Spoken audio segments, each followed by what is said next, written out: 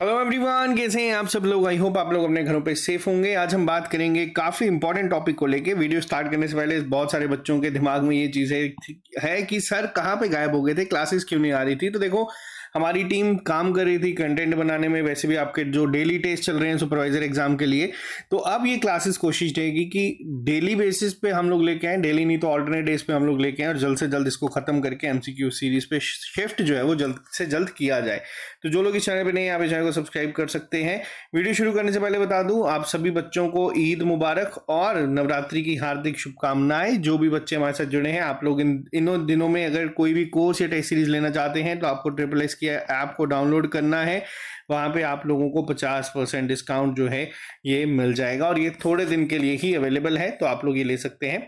Video शुरू करने से पहले हम बात करेंगे एक बार सिलेबस के ऊपर। देखो, सिलेबस की अगर मैं बात करूं, आप लोगों के general knowledge with special reference to J K test जो हैं वो नेक्स्ट वीक से हम लोग शुरू कर देंगे। सेम जैसे सुपरवाइजर के चल रहे हैं, आप लोगों को पहले इन्फॉर्म कर दिया जाएगा और वो टेस्ट आपके शुरू करवा दिए जाएंगे। सेम चीज जनरल इंग्लिश की भी है। और यहाँ पे एक और चीज बता दूं, बहुत सारे बच्चे ये कह रहे थे कि सर इस पर थोड़ा सा हमें प्रॉब्लम हो रही है, तो इसकी एक सीरीज मैं यूट्यूब पे आप लोगों के लिए लेके आऊंगा जिसमें टारगेट सेम है 10 में से 10। अगर मैं इस चीज को करूंगा तो कोशिश ये है कि आप लोग 10 में से 10 लेके आएंगे, तो ये हम लोग यूट्यूब पे ही मैं आपको यहाँ पे सारा का सारा करवा दूंगा।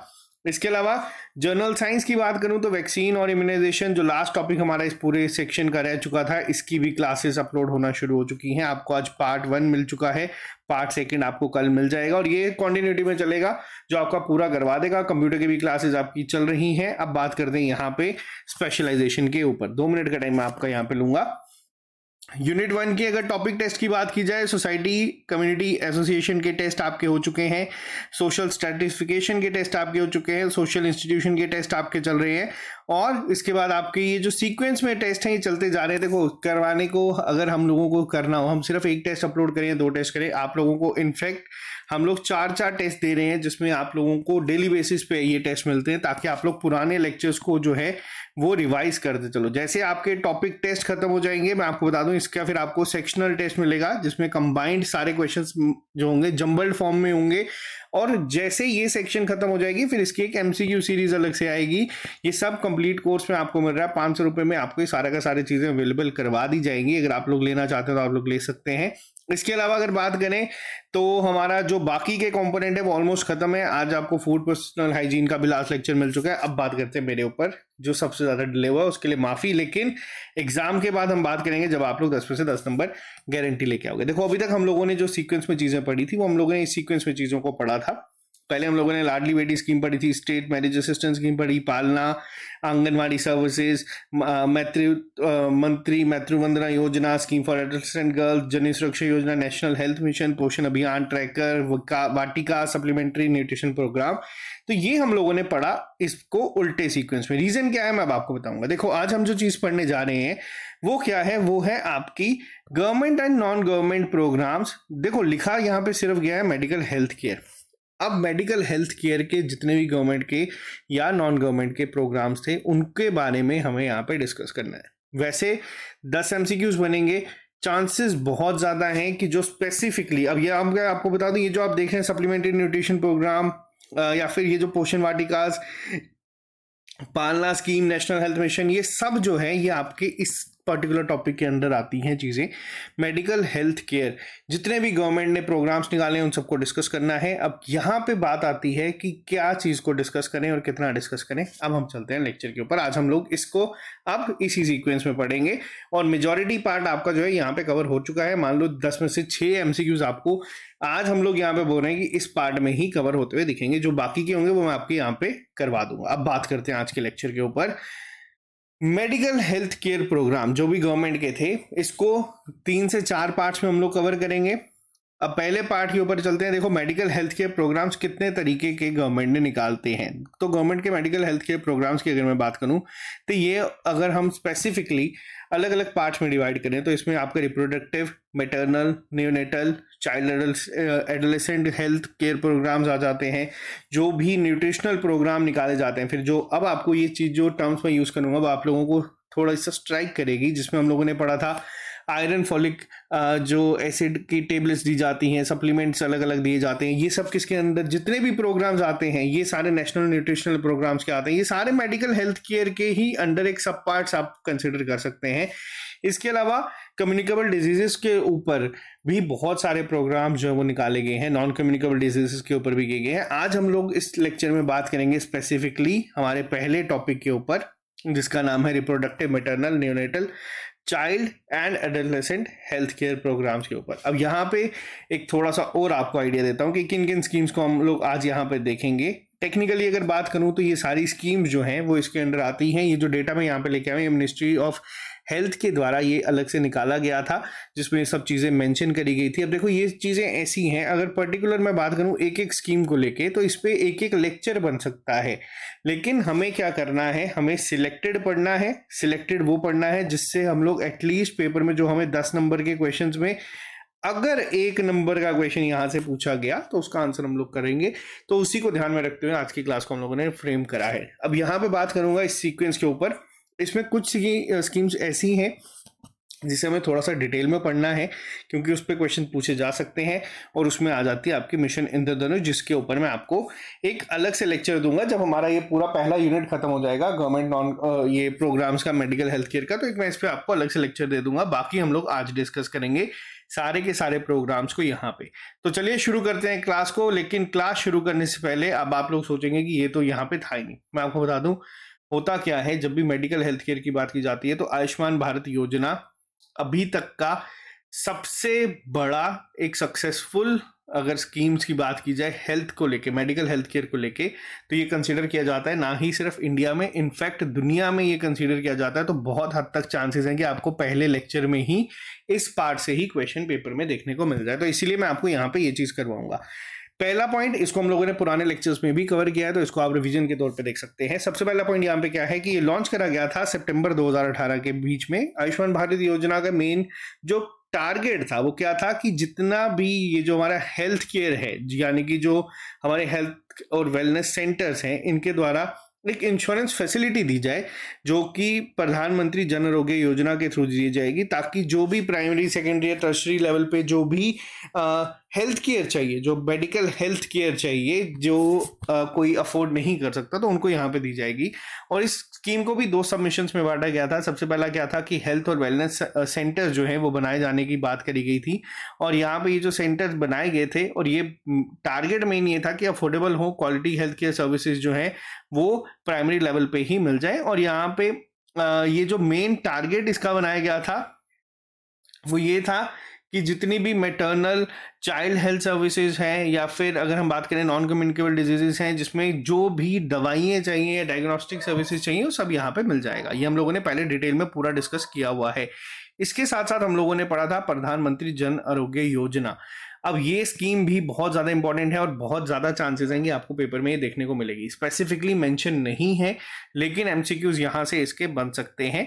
अब यहाँ पे क्या था, सेम प्रधानमंत्री जन आरोग्य योजना में क्या किया गया था, 5 लाख रुपए का किसको दिया गया था, फैमिली को दिया गया है। ये भी पॉइंट याद रखना, जिसके लिए क्या है कि यहाँ पे जिनके पास भी आयुष्मान कार्ड्स हैं वो लोग जो हैं वो कैशलेस ट्रीटमेंट करवा सकते हैं। 5 लाख रुपए तक का जो है वो गवर्नमेंट जो है वो प्राइवेट हॉस्पिटल्स में जो भी स्कीम्स के अंडर एम्पैनल्ड हैं उनको यहाँ पे देगी।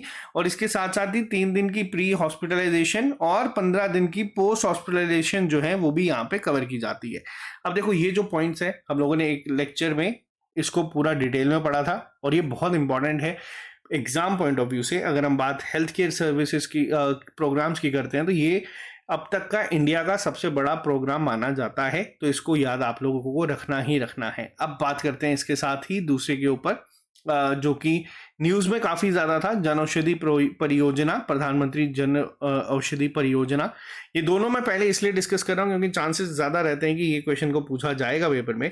अब इस स्कीम के तहत क्या किया जाता है कि जो भी हेल्थ केयर एक्सपेंसेस होते हैं किसी भी आम आदमी के, उसको कम करने की बात की जाती है कि वो कम हो जाए, रिड्यूस किए जाए, ताकि जो भी एक क्वालिटी जनरिक मेडिसिन हैं। अब ये जो स्कीम है किसके लिए, जन औषधि से आप लोगों को समझ आ जाना चाहिए कि ये जो है ये मेडिसिन के लिए है कि एक अफोर्डेबल प्राइस पे हर एक इंसान को ये चीज़ जो है वो मिल जाए।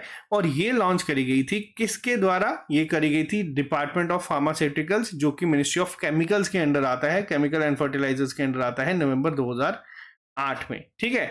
और इसके बाद ये स्टैटिक डेटा है, आपको याद नहीं रखना है, लेकिन आपको ये याद रखना है कि इनकी एक अपनी ऐप है जिसका नाम है जनौषधि सुगम, जिसमें कि आपको ये सारी जो सर्विसेज हैं सेंट्रल गवर्नमेंट देती है वो आपको पूछी जा सकती है। यहां तक क्लियर है? अब देखो, अब हम बात करेंगे इन स्कीम्स के ऊपर, जो कि आज का हमारा मेन टॉपिक है। बट मैंने आपको जो पहले 2 स्कीम्स बताई हैं उस पर बहुत हद तक चांसेस, पता नहीं क्यों, कहते हैं ना कि एक्सपीरियंस बोल लो या गट फीलिंग कह लो, वो ये कहती है कि इस पे क्वेश्चन आपको देखने को मिल सकता है। अब बात करेंगे हम लोग बाकी की स्कीम्स के ऊपर। सबसे पहले बात करते हैं जननी शिशु सुरक्षा कार्यक्रम के बारे में। अब देखो, होता क्या है, कुछ स्पेसिफिक पॉइंट्स हैं जिसको मैंने अलग से लिख दिया है।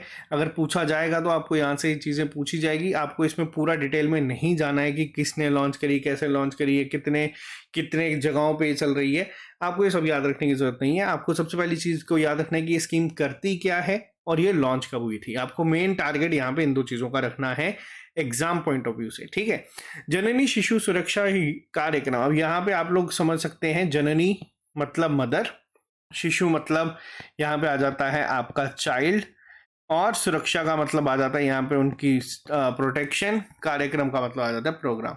अब ये लॉन्च कब की गई थी? ये लॉन्च करी गई थी 1 जून 2011 में। पहला पॉइंट तो आपको ये याद रखना है। ये जो मेन टारगेट था स्कीम का वो ये था कि जितनी भी प्रेग्नेंट वुमेन हैं जो कि गवर्नमेंट हेल्थ फैसिलिटीज को एक्सेस करना चाहती हैं डिलीवरी के दौरान, तो इनके लिए ये स्कीम को लॉन्च करा गया था। और यहाँ पे मेन जो टारगेट था कि जो लोग अपने घरों पे डिलीवर करते हैं बच्चों को, वो इंस्टीट्यूशनल डिलीवरीज के लिए यहाँ पे जाएं। और इसके अंडर सारी की सारी स्टेट्स या यूटी जो हैं वो आती हैं। अब देखो, यहाँ पे एक मिलती जुलती स्कीम हम लोगों ने पहले भी डिस्कस करी थी। अब ऐसा नहीं होता कि एक ही स्कीम एक चीज़ को करती है। अब हम लोगों ने प्रधानमंत्री मातृ वंदना योजना को भी डिस्कस करा था यहाँ पे, जिसके तहत भी कोशिश की जाती है कि इंस्टीट्यूशनल डिलीवरीज को जो है प्रमोट किया जा सके। वैसे ही एक स्कीम 2011 से चलती आ रही है जिसका नाम है जननी शिशु सुरक्षा कार्यक्रम। ये कार्यक्रम का मतलब होता है आपका प्रोग्राम। जो मेडिकल हेल्थ केयर प्रोग्राम्स लिखे हुए थे तो उसमें आपको ये याद रखना है। अब अगर मैं थोड़ा सा और डिटेल में अगर यहाँ पे आपको बताऊं, जननी शिशु सुरक्षा कार्यक्रम जो है ये फ्री एंटाइटलमेंट देता है प्रेग्नेंट वुमेन्स को, यानी कि यहाँ पे कैशलेस डिलीवरी जो है फ्री में आप लोगों की जो यहाँ पे करवा दी जाती है। सी सेक्शन अगर करवाना है तो वो भी आपको मिल जाएगा, दवाइयाँ मिल जाती हैं, डायग्नोस्टिक आपके फ्री हो जाते हैं। तो जितनी भी चीज़ें यहाँ पे हम लोगों ने डिस्कस करी थी वो आपको जो प्रधानमंत्री मातृ वंदना योजना में हम लोगों ने डिस्कस करी थी वो सब चीज़ें आपको इस स्कीम के अंडर भी जो है प्रोवाइड करवाई जाती है। अब अगर मान लीजिए कोई बच्चा पैदा होता है, अब यहाँ पे सिर्फ जननी के लिए नहीं है, ये शिशु के लिए भी है। यानी कि अगर मान लीजिए कोई बच्चा पैदा होता है और वो बीमार होता है 30 दिन जन्म होने के बाद भी, उनके लिए भी जो सारी चीज़ें होती हैं कि उनका जो ट्रीटमेंट होगा या उनको जो दवाइयाँ चाहिए, वो सब कुछ जो चीज़ें यहाँ पे हैं उनको फ्री ऑफ कॉस्ट प्रोवाइड करवाई जाती हैं इस स्कीम के अंडर। क्लियर है ये पॉइंट? इससे ज़्यादा आपको यहाँ पे याद नहीं रखना। हाँ, बट आपको ये याद रखना है कि स्कीम किसके लिए है और ये लॉन्च कब की गई थी। नेक्स्ट पे आते हैं, राष्ट्रीय किशोर स्वास्थ्य कार्यक्रम। इससे पहले हम लोगों ने जो पढ़ा था, एक और हम लोगों ने पढ़ा था नेशनल हेल्थ मिशन के दौरान, वो पढ़ा था हम लोगों ने बाल। अब बाल क्या होता है और किशोर क्या होता है? किशोर जो होता है वो होते हैं आपके 10 से 19 साल के, जिसे हम लोग टीनेजर्स भी कहते हैं कई बार। तो वो बच्चे जो हैं वो यहाँ पे आते हैं। ये लॉन्च कब करी गई थी? ये लॉन्च करी गई थी 7 जनवरी 2014 के लिए। देखो, कई बार क्या होता है, कुछ स्कीम्स बहुत हाईलाइटेड है, न्यूज़ में रहती हैं, जो 2014 के बाद से आई थी, जो प्रधानमंत्री नरेंद्र मोदी की सरकार आने के बाद से आई थी, वो ज़्यादातर न्यूज़ में भी रहती हैं। बट उनसे पहले भी काफ़ी सारी जो स्कीम्स हैं वो चलती आ रही हैं, उनको भी आपको थोड़ा सा ध्यान में रखना है। क्योंकि यहाँ पे जो पहला कंपोनेंट दिया गया था उसमें लिखा गया है कि गवर्नमेंट की मेडिकल हेल्थ केयर। तो ये जो डेटा है ये मैंने आपको बताया कि ऑफिशियल जो हेल्थ हमारा जो डिपार्टमेंट है वहाँ से हम लोग लाए हैं। अब बात करते हैं, यहाँ पे मिनिस्ट्री ऑफ हेल्थ और फैमिली वेलफेयर के द्वारा एक स्कीम लॉन्च करी गई थी जिसमें कि मेन टारगेट क्या था, जितने भी एडोलेसेंट हैं, यानी कि जो 10 से 19 साल के हैं। अब क्या ये सिर्फ लड़कियां हैं? तो ऐसा नहीं है, यहाँ पे किशोर लिखा है।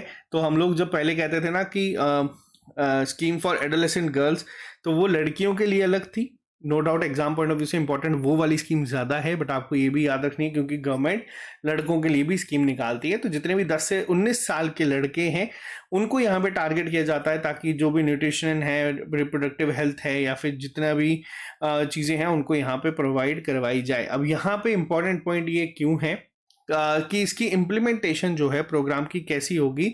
तो health and family welfare department जो है वो यूएनएफपीए के साथ मिलके यहाँ पे काम करता है। अब यूएनएफपीए क्या होता है ये आप लोगों को अभी अगर पता है तो बहुत अच्छी बात है, अगर नहीं पता तो आपको मैं बता दूं, ये है आपका United nation fund for population activities. ठीक है, अब ये यूएनएफपीए के साथ काम करता है। इसका हेडक्वार्टर कहाँ पे है? इसका हेडक्वार्टर है न्यूयॉर्क में, ये भी याद रख लेना। ताकि इन्होंने क्या किया है, इन्होंने एक नेशनल एडोलेसेंट हेल्थ स्ट्रेटेजी बनाई है जिसमें कि पूरा यहाँ पे जो इनका फ्रेमवर्क होगा उसको डिसाइड किया जाता है।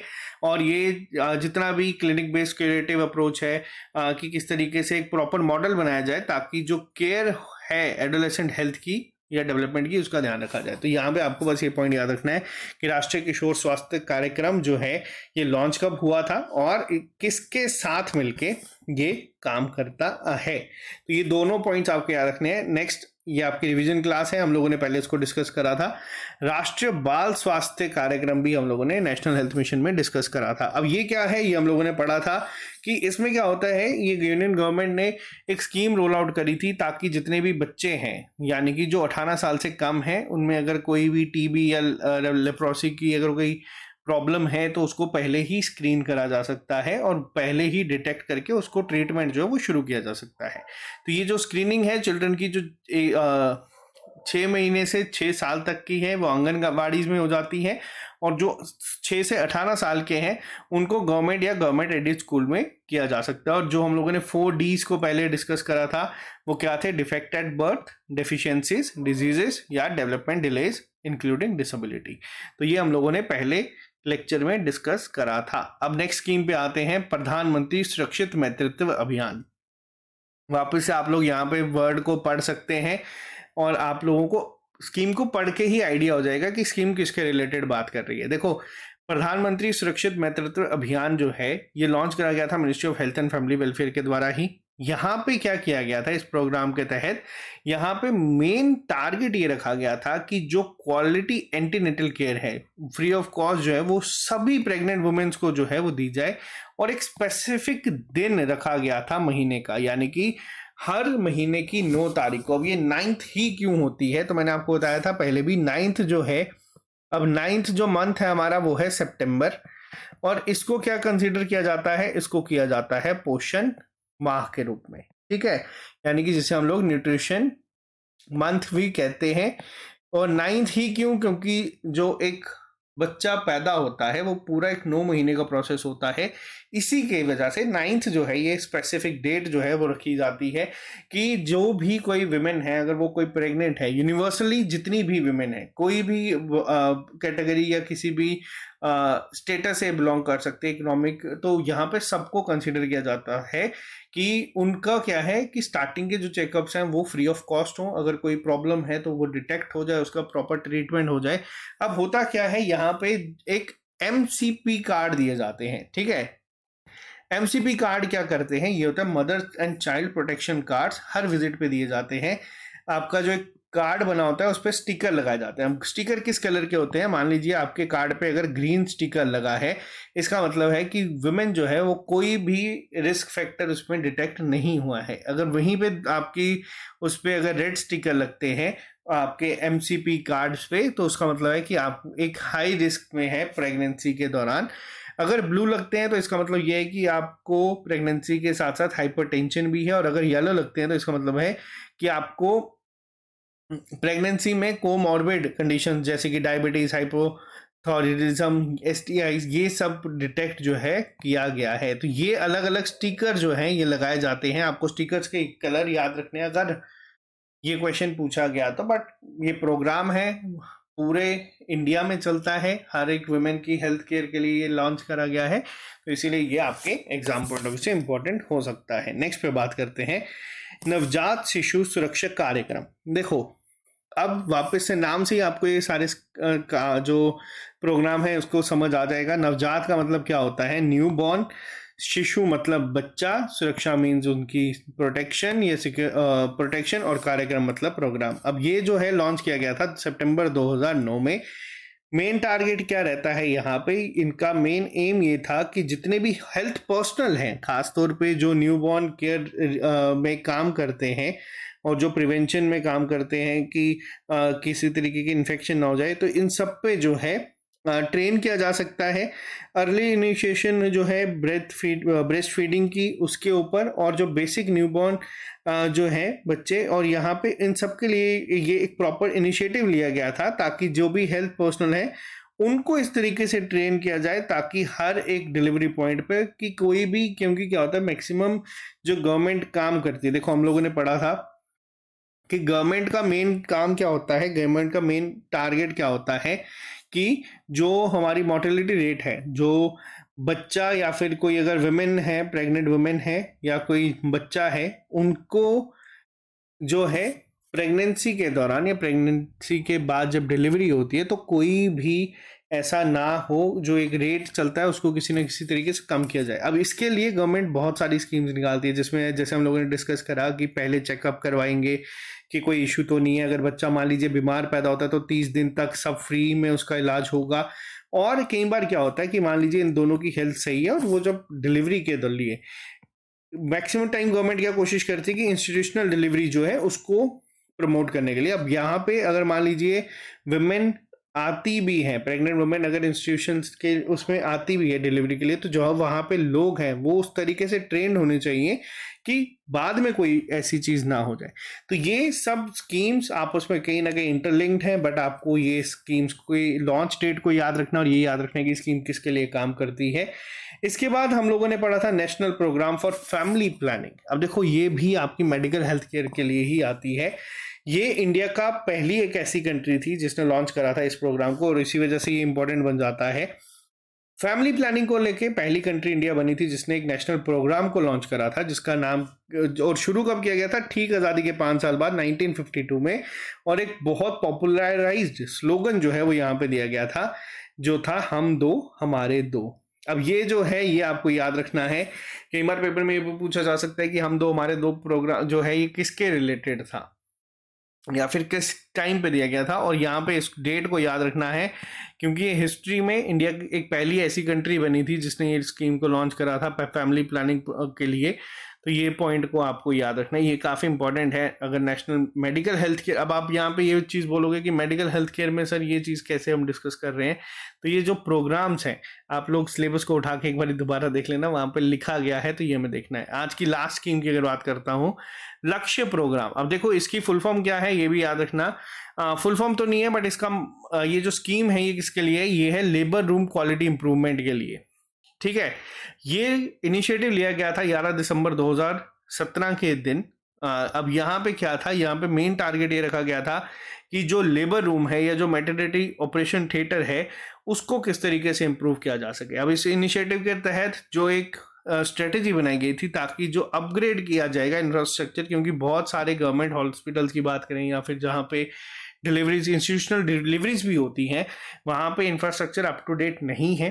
वहाँ पे उसको अपग्रेड कैसे किया जा सकेगा, और कई बार जब अगर कोई कॉम्प्लिकेशन आती है तो जो इसेंशियल इक्विपमेंट चाहिए वो किस तरीके से वहाँ पे मुहैया करवाए जाएंगे, ये सब चीज़ों को लेके ये स्कीम जो है वो लॉन्च करी गई थी। और एडुकेट ह्यूमन रिसोर्सेज के उतने लोग होने चाहिए, जो लोग हैं वो वेल ट्रेंड हैं या नहीं, जो हेल्थ केयर वर्कर्स हैं या फिर जो भी प्रोसेस होता है एक लेबर रूम में, तो उसके लिए किया गया था। और ये फास्ट ट्रैक इंटरवेंशंस करी गई थी इसकी इम्प्लीमेंटेशन को एनक्यूएस असेसमेंट, ट्रेनिंग, मेंटरिंग और रिव्यूज के साथ साथ।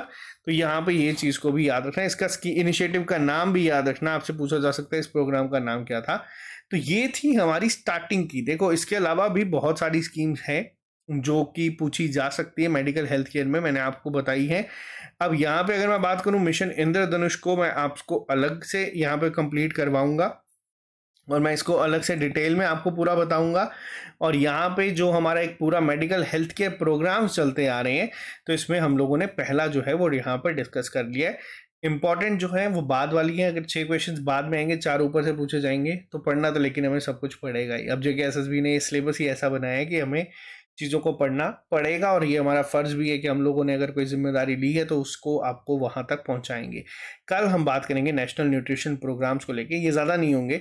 हाँ, लेकिन कम्युनिकेबल डिजीजेस और नॉन कम्युनिकेबल डिजीजेस, इसको मैं आपको करवाऊंगा JNK के थोड़ा सा पॉइंट ऑफ व्यू में ध्यान में रखें, क्योंकि कुछ चीज़ें ऐसी थी जिसमें JNK टॉप पे था, तो वो सारा डेटा, स्टैटिक डेटा भी जो आपके लिए एग्जाम पॉइंट ऑफ व्यू से इंपॉर्टेंट हो सकता है, वो मैं कंपाइल कर रहा हूँ। तो आपको थोड़ा सा टाइम लगेगा पता चलने में कि क्यों क्लासेस लेट हुई थी, क्योंकि इसको सारा डेटा ढूंढने में, बनाने में, कंपाइल करने में बहुत टाइम लगता है। तो ये आप लोगों के लिए आज था हमारा पहला क्लास। और जो भी बच्चे ये कंप्लीट कोर्स लेना चाहते हैं, आप लोग ले सकते हैं। आपको 50% डिस्काउंट, यानी कि 500 रुपये में ही ये सारा कोर्स जो है वो अवेलेबल हो जाएगा।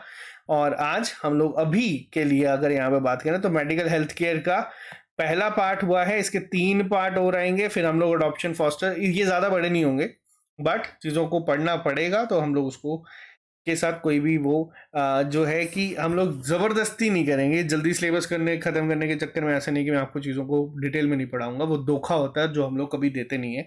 बाकी आपके टेस्ट चल रहे हैं, इसके साथ साथ अभी आपको बता दूं, अभी सिर्फ स्टडी प्लान जो है वो ऑलमोस्ट 90% खत्म हुआ है, स्ट्रेटजी अभी शुरू होना सही बाकी है। अभी तो मैं आपको सिर्फ रिवाइज करवा रहे हैं हम लोग आपको, कि हाँ जो पहले पढ़ा उसको रिवाइज करते चलो, बट मेन जो चीज़ है वो भी होना बाकी है। और इस बार हम लोग शायद से आपके ऑफलाइन OMR टेस्ट भी कंडक्ट करवाएंगे।